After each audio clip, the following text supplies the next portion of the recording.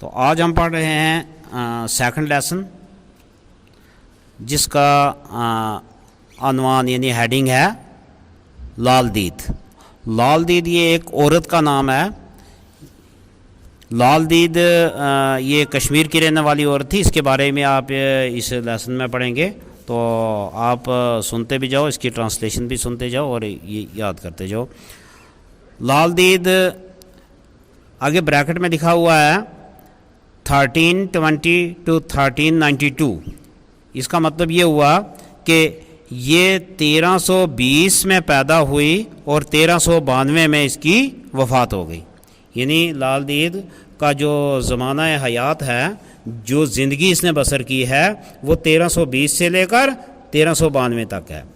تو یہ لکھتا ہے لال دید A 14th century poet was born in Padmanpur near Pampur, Pulwama. لال دید 14ویں صدی کی ایک شاعرہ واز برن پیدا ہوئی تھی ان پیڈمن پور نام کے علاقے میں، نیئر پامپور کے قریب۔ اب یہ دونوں علاقے کشمیر میں ہیں۔ پامپور کے قریب ایک پیڈمن پور علاقہ ہے، اور یہ دونوں کہاں پڑتے ہیں؟ پلوامہ ڈسٹرکٹ میں۔ تو پلوامہ کے پامپور کے قریب پیڈمن پور میں یہ 14ویں صدی کی شاعرہ پیدا ہوئی تھی۔ شی از نون، اس کو جانا جاتا ہے، بائی ویریس ایپیلیشنز، کئی خطاب کے ساتھ، کئی اس کو خطابی نام دیے گئے ہیں، لائک لالا، کچھ لوگ اس کو لالا کہتے ہیں، لال عارفہ کہتے ہیں، لالیشواری کہتے ہیں، اینڈ لالید، اور کچھ اس کو لالید کہتے ہیں۔ شی از the most respected and renowned, وہ بہت قابل احترام اور مشہور عورت تھی، وومین، سنت، ایک صوفی تھی، پوئٹ، شاعرہ تھی، آف کشمیر کی۔ She was married at the age of 12، وہ 12 سال کی عمر میں شادی شدہ ہو گئی، اس کی شادی ہوگی 12 سال کی عمر میں۔ But Hare married life proved unhappy, لیکن اس کی شادی والی زندگی انہیپی، بہت پریشان کن ثابت ہوئی۔ ہیپی کا مطلب خوش ہوتا ہے، انہیپی اس کا اپوزٹ ہے، تو ناخوش گزری اس کی زندگی۔ She left Hare in laws, اس نے چھوڑ دیا اپنے سسرال کو۔ لیفٹ کا مطلب ہو گیا چھوڑ دینا، چھوڑ دیا یعنی لیو کی سیکنڈ فارم ہے۔ ہر ان لاز، اپنے سسرال کو، ایٹ دا ایج آف 24، 24 سال کی عمر میں، ٹو ٹیک سنیاس، تو اس نے سنیاس اختیار کر لیا، یعنی وہ کہیں ویران جگہ میں جا کے بیٹھ گئی، اس کو رینانسیشن کہتے ہیں۔ اس لیے آگے بریکٹ میں لکھا ہوا ہے سنیاس یا رینانسیشن، کوئی اپنا گھر چھوڑ کر کسی ویران جگہ میں جا بیٹھنا۔ She was greatly influenced by the Shaivite and Sufi school of thought, تو وہ متاثر ہوئی، یعنی اس پر اثر ہو گیا، کس کا؟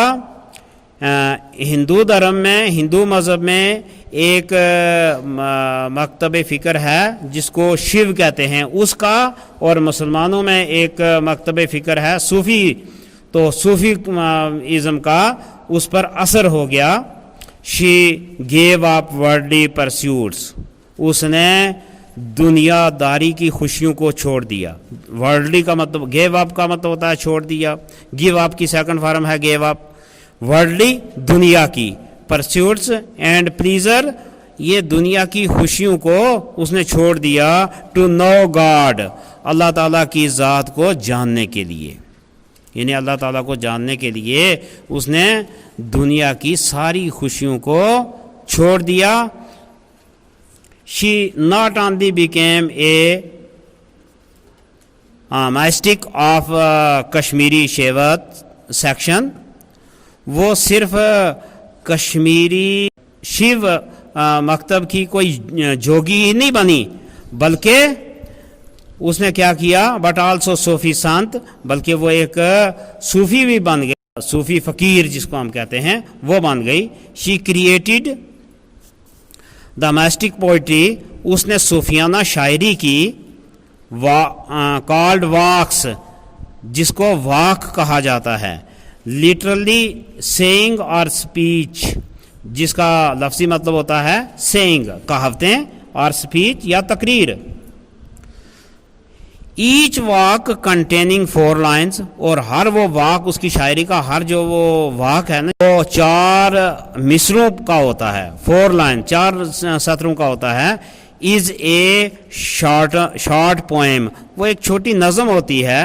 اسٹرکچرڈ اراؤنڈ اے تھیم, اور جو کسی ایک مضمون کے اوپر لکھی ہوتی ہے. پاپولرلی نون ایز لال واکس, اور اس کو اس نظم چھوٹی سی نظم کو کیا کہتے ہیں؟ لال واکس, یعنی لال دید کا لکھا ہوا شاعرانہ کلام. Her poetry is considered the earliest composition in Kashmiri language, اس کی شاعری از کنسیڈرڈ مانی جاتی ہے دا ارلیسٹ, سب سے پہلی کمپوزیشن ان کشمیری لینگویج, یعنی کشمیری زبان میں سب سے پہلی ترتیب دی جانے والی کوئی چیز اگر ہے تو وہ لال دید کی شاعری مانی جاتی ہے.